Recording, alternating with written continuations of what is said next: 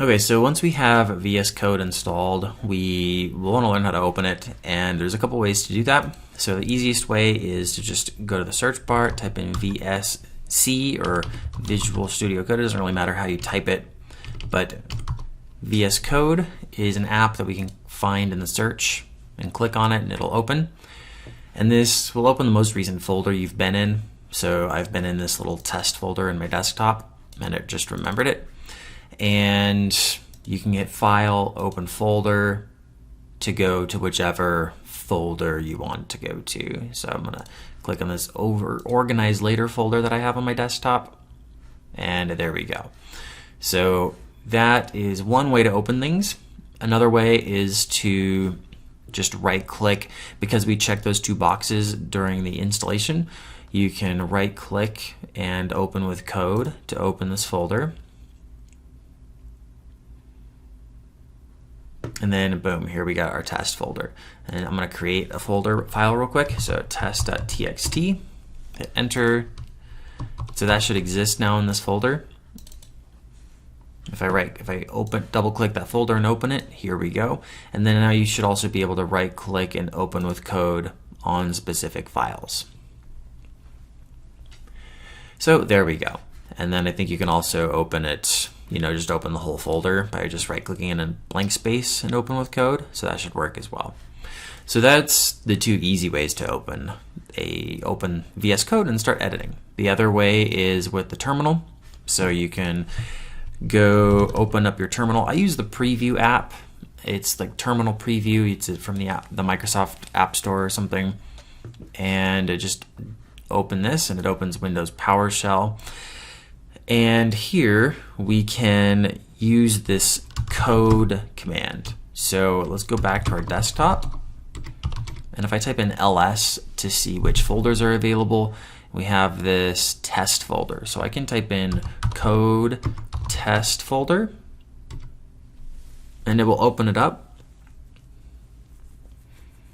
Or you can go cd into the folder, cd test folder, and then do code dot to open up the current directory, which would open up test folder because we are in the test folder. And if this doesn't work for you, you may want to update or make sure that your path has the right stuff in it. So I'm going to keep this terminal preview open, but I'm going to go to the search bar and type in env. So edit the system environment variables in the control panel shows up. We want this in our path. So you can click environment variables and then you should be able to find this path variable. So you can double click on it. And these are all the locations that the system will look in for a program to run. And so you can see here, I just added, or when we installed it, it added the location of a VS Code's program in the set of paths to check in the path variable. So VS Code is installed in this section of the computer, so it needs to be told, hey, look in here for the executable file to run, which will open up VS Code. And so I'll show you what that looks like. So if we double click here, we can highlight and right click and copy. You don't want to press Control C because for some reason that didn't work and I deleted this environment variable. But if you highlight over it, right click, copy, then we should be able to paste this into the browser or into the, and I forgot to type CD first. So CD and then Control V to paste. So CD in here, and then we have some spaces, and I would never know how to do that, so I'm just going to back up to programs. And so we're going to CD into this programs folder. So I hit enter, and then if I ls, we see Microsoft VS Code is one of them, so I'm going to CD into Microsoft VS Code and ls, and we see this code.exe file. And so you can actually just run this program. So this is an executable file, meaning if we enter in the name .exe, it will actually run this program. So I'm going to type in code.exe and hit enter, and that opens up our program. So when we have this, oops, and then you have to hit Control-C to kill it. So when we have this, yeah, I guess, I don't know if I want to talk about environment variables, but you can look that up. But basically we have, you want to edit your path to have the location of the program. So I'll do another video on environment variables that you can check out. So anyway, that is one other way to open it up. Okay, so I am back in the editor, and I want to show you some settings options, how to adjust the settings. So there's a couple different ways. The easiest way is to do Control-Shift-P or Command-Shift-P, and this little browser search bar thing will open up, and you can type in settings, and it will open up some options. You can open up the settings in the UI or JSON. I prefer the JSON, but the UI is a little bit simpler. So here we can adjust things like font size, tab size, etc. So let's give it a try. I'm gonna adjust the font size to 18 and hit enter. Or no, I guess it just saves automatically. That's my guess. Okay, so let's close that, and we can see here, I think the text is a little bigger. Let's try looking at JSON, the JSON file, to see. So if I do Control-Shift-P or Command-Shift-P, then we can also open up the settings in JSON. So there's user settings and default settings. So let's open up the user settings, and this is our settings for our specific, editor. And we can also open the default settings to see what is there by default. So let's do Control-Shift-P or Command-Shift-P again, and we can open up the default settings. So I'm going to click this. If you can't see it, just type in default or something like that. Preferences, open default settings at JSON. And so this is all of the default settings. You can also move things around by dragging and dropping in the tabs. So if you're not sure what the default setting is, you can go to the default settings and do like a control find. So maybe if you're looking for some kind of color thing, you can look for the color, and here are all the options. Oops. Color. Then you can just hit, to find what you're looking for. So that's basically the settings. And so let's try to do one more. We'll edit the cursor width. So I'm gonna do editor.cursor width, and I'm gonna say 5. So now if we hit save, we can see that this cursor is thicker. So if I say 2, it's thin. Go to 5 and it's thicker. So you can see how that works. And so anyway, any settings that you want pretty much can be found in this default settings, and then you can adjust it to whatever you need. And so we'll be using this throughout the tutorial. There's lots of extensions and packages available to install as well to enhance your VS Code editor. So we're gonna visit the extensions tab. And the first thing I want to do is just an easy one, which is the themes. So obviously you can see here that there's a lot of themes packages available. So there's Python stuff, IntelliSense. I don't even know what half of this stuff is, but there's a lot of things available.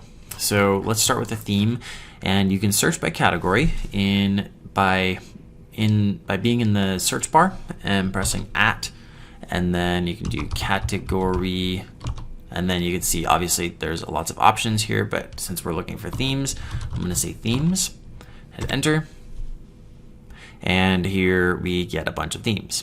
And so I think you can search, so like if you type in DRA, it's going to show these Dracula themes. I'm going to use the Adam 1 Dark theme, and I'm going to hit install.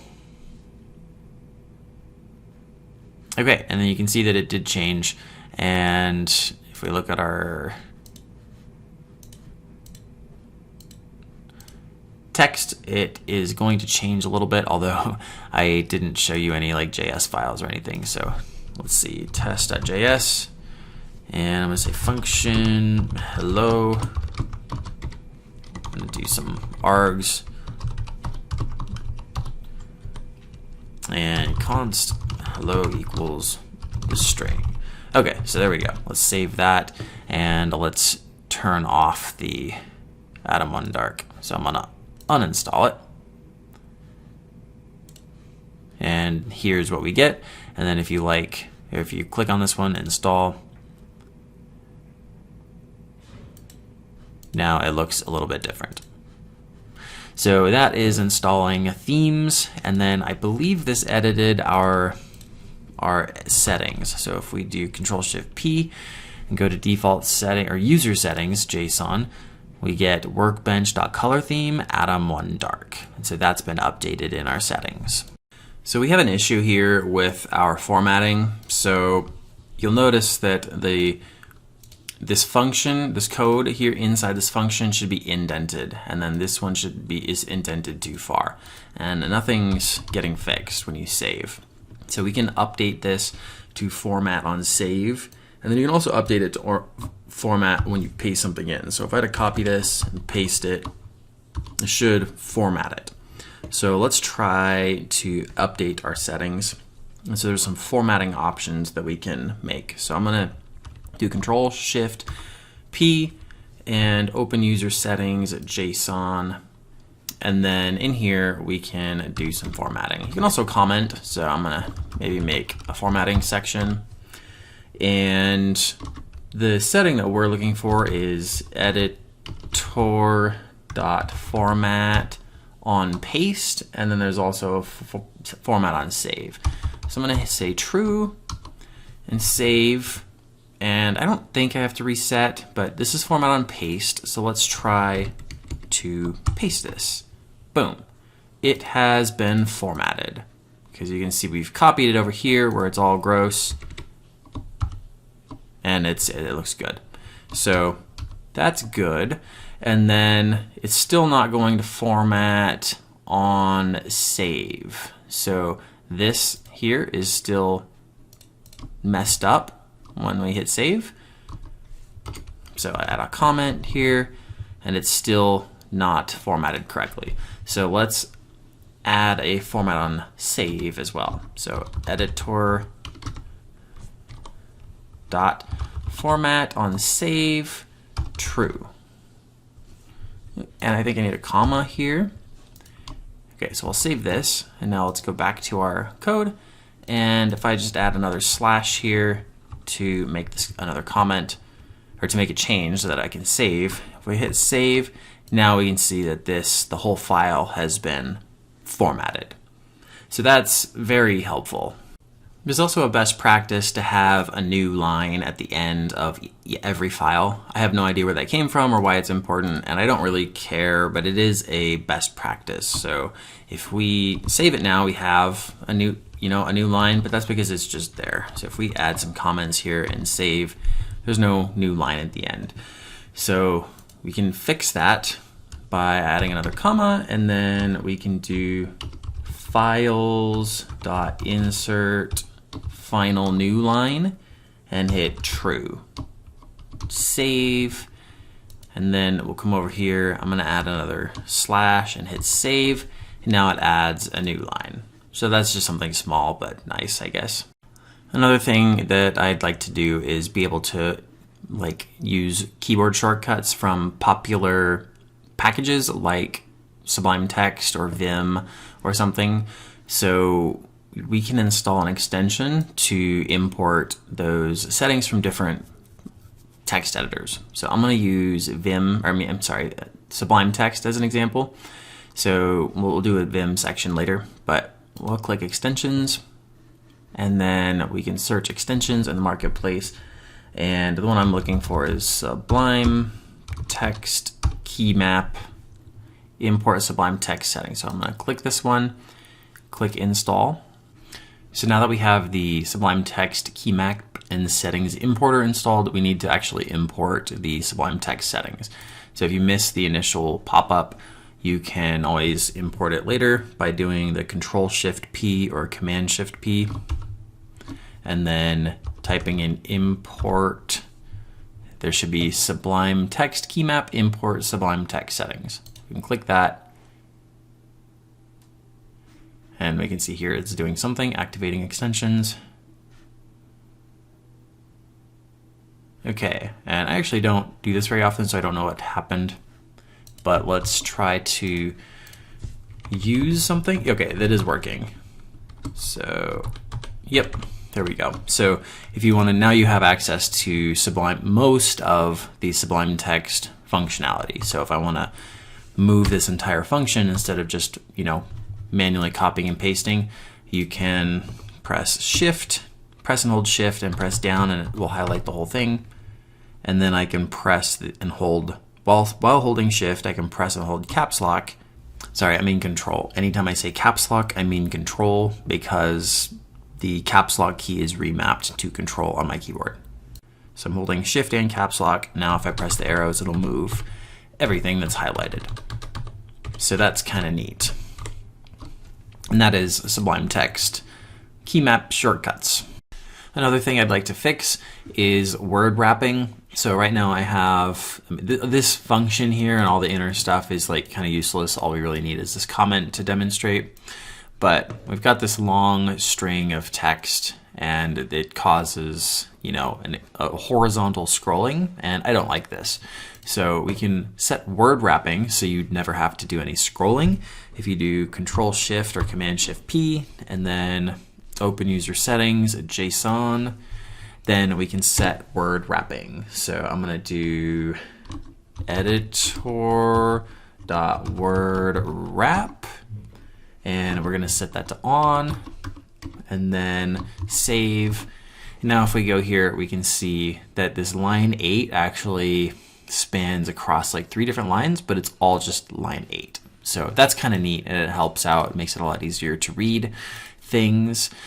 And then there's another setting that I have in my original setup that I actually don't know what it does, but I'm just going to add it in here anyway. So if you do editor.rulers, rulers, it is an array of values, and I'm going to have this set to 80, 100, and 120. And again, I actually don't know what this does, but I don't want, oh, I think I just saw it. It's right here, these little lines here. So let me comment this out.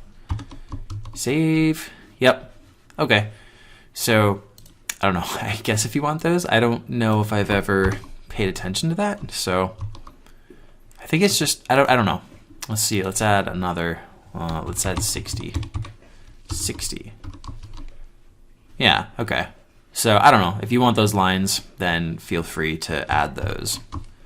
So I'm going to save, and yeah, that is word wrapping and rulers. That's all I'm going to talk about in this video. I think that's a good starting point for you. I plan on adding more VS Code tips, as well as learning the other 2 major advanced text editors, Vim and Emacs. I'm going to try and get a whole series on each of them and compare them all to each other. So eventually replace this video with a more comprehensive series, but I think this is good for now. In the meantime, please be sure to subscribe to the channel for more tutorials. Thank you for watching the video. Please subscribe to our channel and click the bell to be notified when we release new tutorials. Also be sure to like the video and leave a comment to let us know what you think.